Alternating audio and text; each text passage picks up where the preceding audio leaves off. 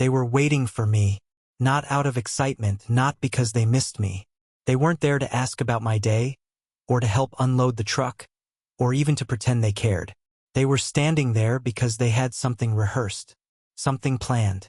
Cody stood in the center of the garage doorway, arms crossed, chin lifted like he was guarding a border I had no right to cross. Josh leaned against the doorframe with that lazy posture that always reminded me of his father. Like nothing in the world could touch him, like nothing mattered, like he had already decided what I was worth before I ever opened my mouth. I stepped out of the truck, one hand on my toolbox, the other on my thermos. I gave a small nod, nothing special. I'd just come off a 12-hour job site laying reclaimed oak for a couple in Leander. The kind of clients who said thank you and meant it. The kind who made the hours feel like they counted. I still had sawdust on my boots and sweat clinging to the back of my neck, but I smiled anyway. "Evening," I said. Simple, polite. Cody didn't answer. Josh smirked, turned to him like they'd agreed on who would deliver the line. And Cody, my wife's oldest son, the boy I'd taught how to use a level, the same one I'd carried to bed when he fell asleep on the couch during those first winters, he looked me square in the eye and said it. "You're not the man of the house. You're just in the way." 7 words. That was it. No shouting. No drama. Just cold delivery. Like he was reading off a checklist. I didn't answer. Not right away. Not with words. I set the toolbox down. Walked past them into the garage. Reset the access code on the wall keypad quietly so they wouldn't hear the new tones. I gathered up the renovation sketches I'd spent the last 6 months refining. Floor plans, electrical updates, cabinet builds, a new vented hood above the stove Jessica always complained about. I pulled them from the corkboard I'd hung next to my workbench and rolled them into a tube. Slid the rubber band over it like I was putting something to sleep. Buried it in the bottom drawer. Then I turned off the shop light, locked the cabinet, and shut the garage from the inside. The sound of the automatic door closing felt final. Like a guillotine. Jessica didn't ask what happened when I came in. I washed my hands at the kitchen sink. The same one that had been dripping for 3 days, and went upstairs without a word. That night, I unplugged the mini fridge I'd bought for the boys' man cave. A $400 gift I'd paid for last Christmas when Jessica told me they needed their own space. I'd driven out to Bastrop to pick it up secondhand and cleaned the damn thing until it looked new. Now it sat dark and silent in the garage, just another dead appliance. I canceled the drywall delivery that was scheduled for Friday. Took down the shelving brackets. Reboxed the cabinet pulls I'd special ordered. Everything was labeled, sealed, moved into the attic with my tools. I didn't make a scene. I didn't slam doors. I just reclaimed what was mine. My energy. My work. My space. The sink continued to drip through the night. I heard it from the upstairs bathroom. The soft tap-tap-tap that used to drive me insane if left for more than a day. I had fixed every leak in that house. Every loose board. Every failing outlet. I was the reason the walls stood straight and the water ran clear. But my hands weren't fixing it anymore. My name's Alex. I'm 46. I don't talk much about where I come from, but I used to run a woodworking shop in Tulsa. Had a decent crew, steady clients. People knew me for my work, custom staircases, live-edge dining tables, barnwood shelves that turned new homes into something that felt lived in. I liked the work, liked the sweat of it, the honesty of it. 7 years ago, I met Jessica. Small-town diner, north of Austin. She was waiting tables to make ends meet after the divorce. She had 2 boys, Cody and Josh, and a voice like Sunday mornings. I saw her wipe down a booth one afternoon and caught something in her eyes I couldn't explain. Not sadness exactly, just tiredness. The kind that doesn't go away on its own. We talked. We dated. I sold the shop, packed my tools, and moved here. I told myself it was time to build something different. Not just wood and nails, but a life. Family. Something lasting. She had a small house, 1 story, no basement, no garage. I added both. Drew up the plans myself, poured the slab in the summer heat, built the frame with my own 2 hands. Took 6 months. By the end of it, the boys had their own bedrooms. I had a workshop. Jessica had a home she could be proud of. Or so I thought. From the beginning, Cody didn't smile. Josh, younger but sharper, called me Alex, like I was a roommate he hadn't voted for. I tried not to take it personally. Jessica kept saying, "They're just teens. Give them time." So I did. I gave them time. I gave them more than that. I gave them allowances. Drove them to sports practice. Bought them phones, shoes, even paid for Cody's braces when his real dad couldn't swing it this month. I didn't argue. I didn't ask for anything in return. I gave them effort. I taught them to mow the lawn right, to edge the corners clean. Tried to show them how to patch drywall, how to wire a socket safely. Josh laughed once when I explained the color coding on wires. "We're not going to need this stuff. That's your thing, not ours." I gave them pieces of myself. Time I could have spent in the workshop. Money I could have saved. Patience I didn't know I had. And in return, I was a stranger who fixed things. I was a wallet with a name. I was not their father. And they reminded me in small ways. At first, it was just the tone. Cody saying whatever and walking off when I tried to explain something. Then it was the way Josh left the tools out after using them, despite my asking him not to. Jessica would laugh it off. "They're just kids." Then it got colder. Christmases came and went. Birthdays too. I made it a point to buy something personal for each of them. Things that showed I listened, that I cared. They thanked me, sure, but always with that edge. That look that said, "This isn't really your place, is it?" Once I asked Jessica if she ever talked to them about me, about what I'd done. She said, "They know. Don't pressure them." But I never pressured them. I waited. I hoped. I believed. That's what makes betrayal so sharp. It only cuts when you're holding hope in your hands. The day they called me in the way, something inside me didn't snap. It settled, like dust on a forgotten shelf, like a beam finding its weight. I realized, maybe for the first time, that this wasn't temporary, that I wasn't waiting for respect. I was enduring its absence, that I had mistaken tolerance for love, that they had never seen me as anything more than convenient. And maybe Jessica, maybe she never truly corrected them because she never saw me that way either. Just a builder, a helper, a man who made her life easier. And once the building was done, what was I? A shadow in the hall. A voice that only mattered if it paid for something. I lay in bed that night and listened to the sink drip downstairs. Tap, tap, tap. Like a clock, like a countdown. The house was mine. My name on the deed. My money on the mortgage. My sweat in every beam and board. But that kitchen, the one I had planned to expand, to reshape into something worthy of Jessica's recipes and holiday memories. Now it just echoed. A hollow room. Let it leak. Let them call a plumber. Let them figure out what it means when the man of the house disappears. Not with a suitcase, but with silence. That's the night the balance shifted. Not with a scream, but with a door closing on my workshop.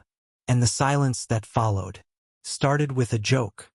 Josh was sitting on the garage steps with a bag of chips in his lap, watching Cody scroll through listings for gaming chairs on his phone. I was finishing the insulation on the second floor, a project I had proposed after months of hinting. A dedicated space above the garage, warm in the winter, cool in the summer. I called it a workshop, a place to build, a place to create. They called it something else. "This would be a 6-stream room," Josh muttered, crunching a chip. "Like full setup. LEDs, foam panels, soundproofing. We could get a couch up here too." Cody nodded. "We could hang out, game, invite friends over." Josh looked up at me, grinning. "You don't even need all this space for woodworking, right?" That's how it began. A joke. A throwaway comment. I laughed too. Dry, distant. I wiped my hands on my jeans and kept stapling the vapor barrier. But the next day, they brought it up again. Only this time, they weren't joking. "We were talking," Cody said. "And we think the upstairs would work better as like a teen zone or something. You can still have the basement. It's got room." The word we stuck in my ears like splinters. Jessica was in the kitchen, drying a plate. She didn't look up when I turned to her. "The basement isn't insulated," I said. "It's damp. I'd have to rerun wiring, install ventilation." It'd take months. She shrugged. But it's doable, right? That's what she said. Not that's not fair to Alex. Not this is his space. He built it. Just it's doable, right? I nodded. Of course I did. Because when you're the stepfather, every no becomes a negotiation. Every space you carve out for yourself is rented, not owned. So I moved. I boxed my tools, my clamps, my sanding gear. I ran new wiring in the basement, dry core, moisture resistant. I installed a mini split to keep the temperature steady. I bought a dehumidifier. On weekends, I built out shelving, laid rubber flooring, set up a bench. I even mounted a small TV in the corner with an old couch I'd rescued from storage. All of it out of pocket, while they turned the second floor into a monument to themselves. Neon strips along the corners, blackout curtains, projector I didn't know we owned. When I asked where it came from, Cody said, "Mom bought it, said it's for all of us." I walked upstairs one evening, just to check a circuit breaker, not to linger. Josh looked up from his monitor and said, "Hey, Alex, remember the rule? You don't touch our floor." He smiled. Cody laughed. I didn't, but I left. Downstairs, in the cold basement I'd remodeled with my own two hands, I sat on the edge of my bench and looked around at everything I had made. It all looked smaller now, like it had been shrunk down to fit someone else's definition of value. I told myself it was okay, that this was family, that sacrifice was part of the deal. Until the night I heard it. "You're not the man here, you're just in the way," came from behind a wall. Cody's voice, I'd recognize that edge anywhere. He was talking to a friend on speaker, laughing. I don't think he knew I was within earshot. Or maybe he did. Maybe he just didn't care anymore. I sat in the dark. Didn't move. Didn't breathe. Didn't interrupt. When the call ended and I heard his footsteps upstairs, I stayed there another hour. Not building. Not fixing. Just thinking. That night I made a list. I sat at the dining table long after everyone had gone to bed and started writing down everything I had paid for since moving in. The garage renovation. The HVAC install. The phone plans. Their streaming subscriptions. The games, the electronics, the phone chargers that kept disappearing into their rooms like offerings. The clothes. The car repairs. Cody's dentist bills. Josh's tutoring. Line after line. I flipped the page. Started a second list. Their contributions. It was almost blank. 1 or 2 items. A part-time job Josh held for 2 months before quitting. Paper Cody wrote for extra credit. Neither of them paid rent. Neither of them bought groceries. Neither of them lifted a finger unless asked.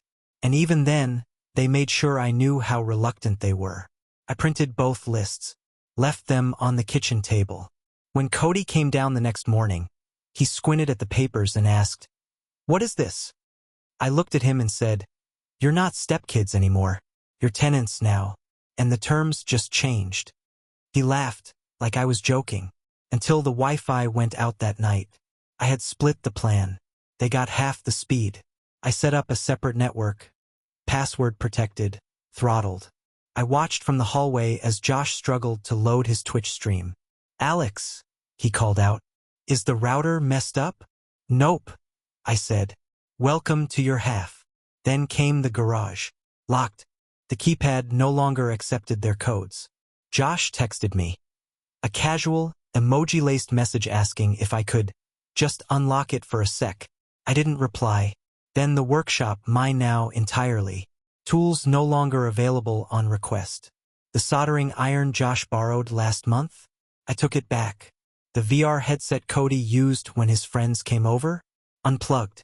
Returned to the box. Calls and data? Your phone, your bill. They learned fast how expensive unlimited plans could be when Dad isn't there to foot the extras. They thought it was temporary. They thought I'd cave. They didn't believe I'd changed. Not until the sink started dripping again. The same one they broke. Jessica mentioned it offhand at dinner, asking if I could take a look. I didn't raise my voice. Didn't snap. I just said, "I don't fix things for tenants." She blinked. That was the moment it shifted for her, I think. Not because of what I said, but because of how easily I said it. like a man who'd already made peace with the consequences. 2 weeks passed. They tried bargaining. Cody offered to do chores. Josh said he'd watch a tutorial on plumbing if I just showed him where the shutoff valve was. I stayed quiet. The leak worsened. Water pooled under the cabinet. One night, the neighbor downstairs came up to complain. Said there was dripping into her unit. Jessica flushed red and apologized. I stayed at the table reading. That same evening, I heard them Googling how to replace a washer. They stripped the valve. Cody cracked the new faucet. Josh over-tightened the connection and snapped a pipe joint. They used to joke that I wasn't a real man.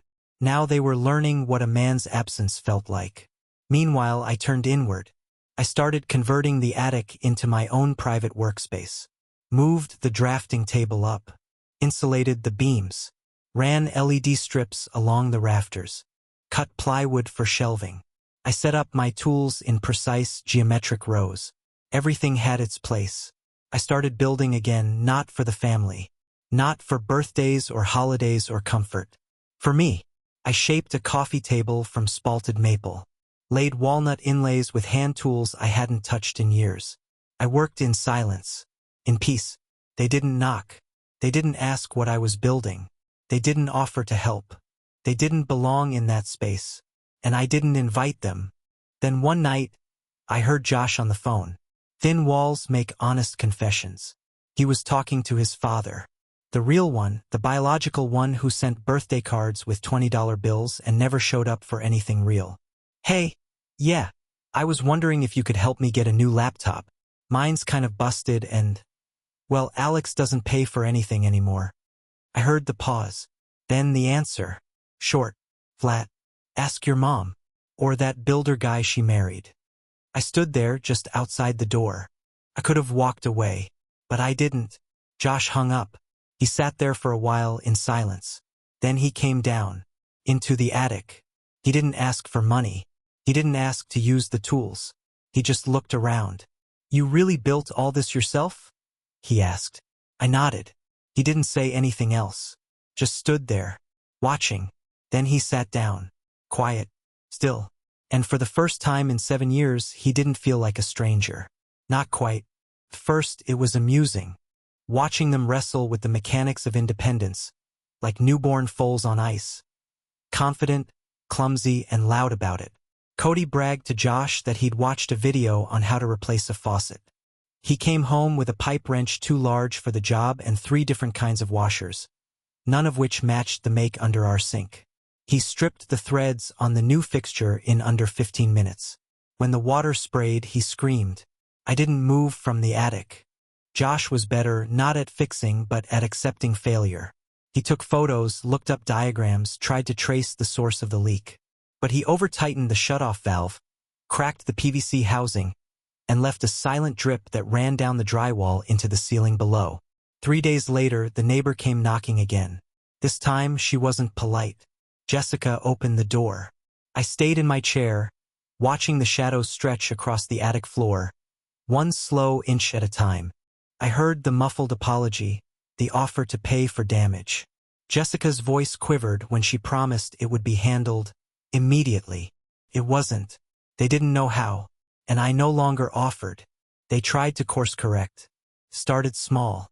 Josh offered to bring in the mail. Cody folded laundry without being asked. One morning, I found the trash cans already wheeled back from the curb. There was no note, no apology. Just tasks carried out like they meant something. But effort without ownership is just strategy. They didn't care that the hallway baseboard was separating from the wall, that the bathroom fan had begun to hum with strain.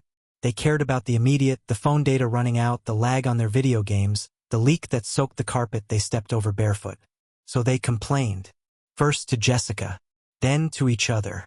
Then the bribery started. Cody approached me while I was oiling a walnut plank, trying to act casual. Hey, if I got the right parts, maybe you could, I don't know, show me how to fix the sink? I didn't look up. Maybe, I said, but I'd charge for the time. He blinked.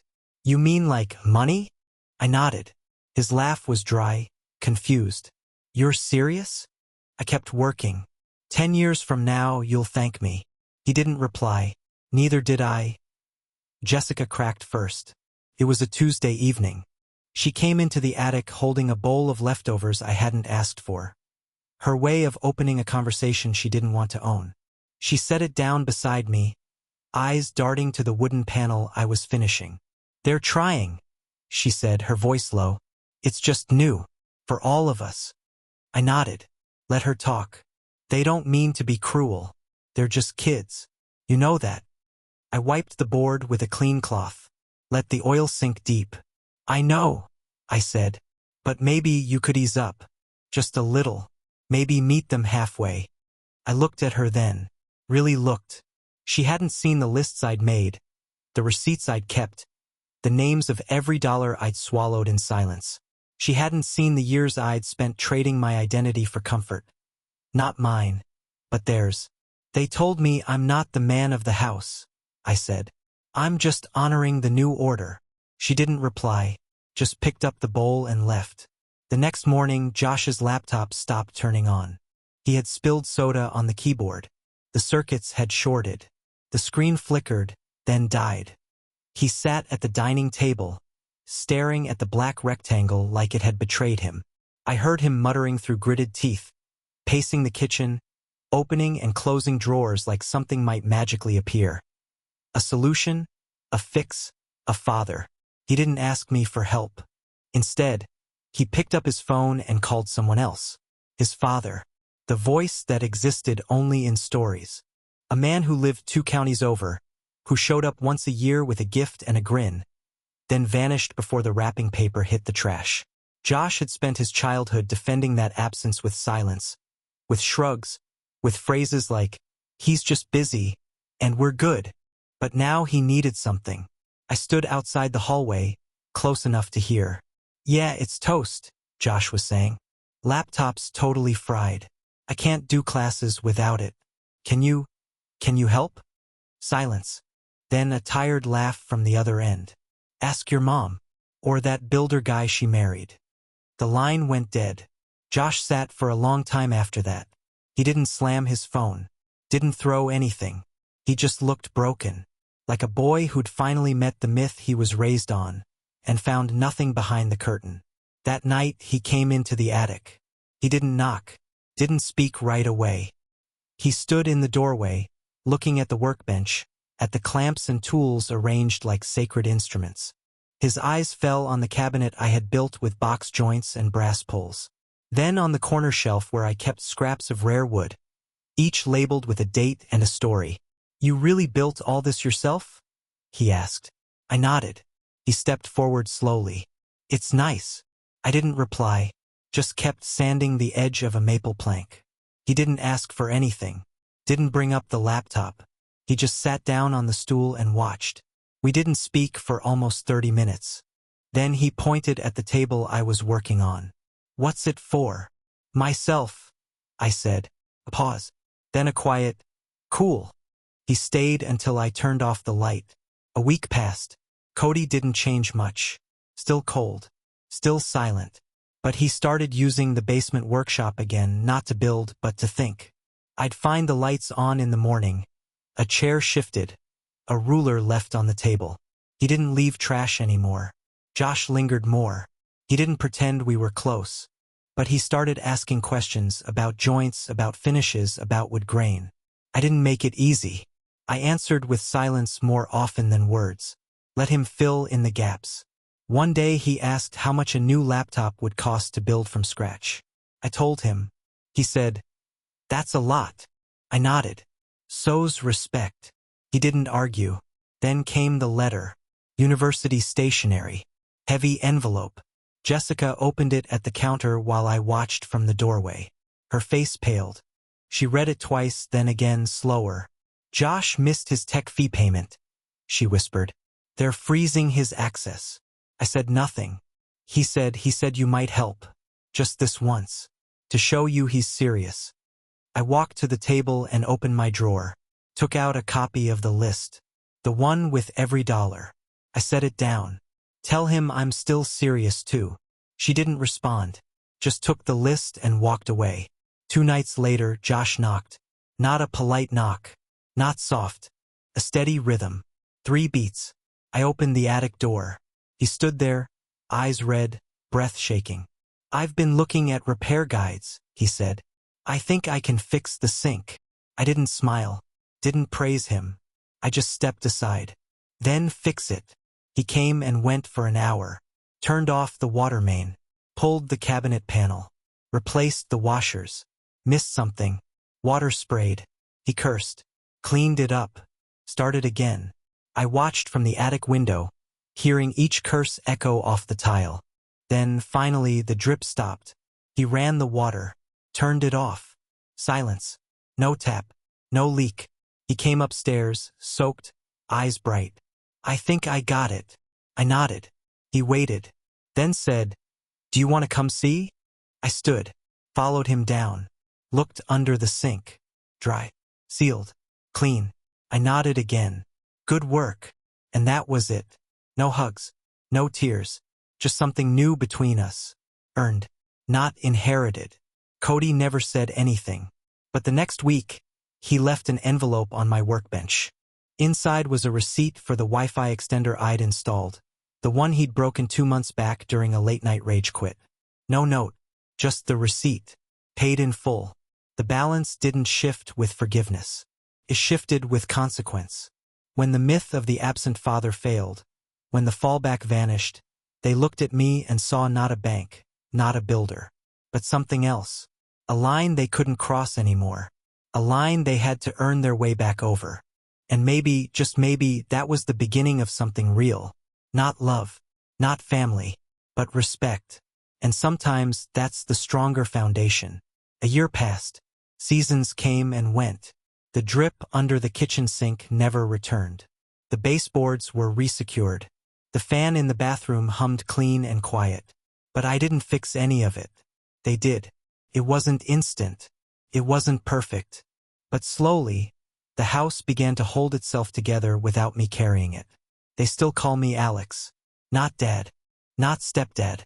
Just Alex, like I'm the guy who lives upstairs, owns the tools, pays the mortgage, and doesn't ask for thanks. And maybe that's all I'll ever be to them. Maybe that's what I've always been. But something changed. Now, when Cody needs help with a project, he asks. Not with entitlement, but with questions. Not "do this for me," but "how would you do this if it were yours?" Josh still lingers in the attic sometimes. Not to talk, not always, but to sit. To exist near the tools, near the quiet. We don't speak much, but when we do, it's about angles, finishes, grain. He's learning. Not just how to shape wood, but how to approach a man like me.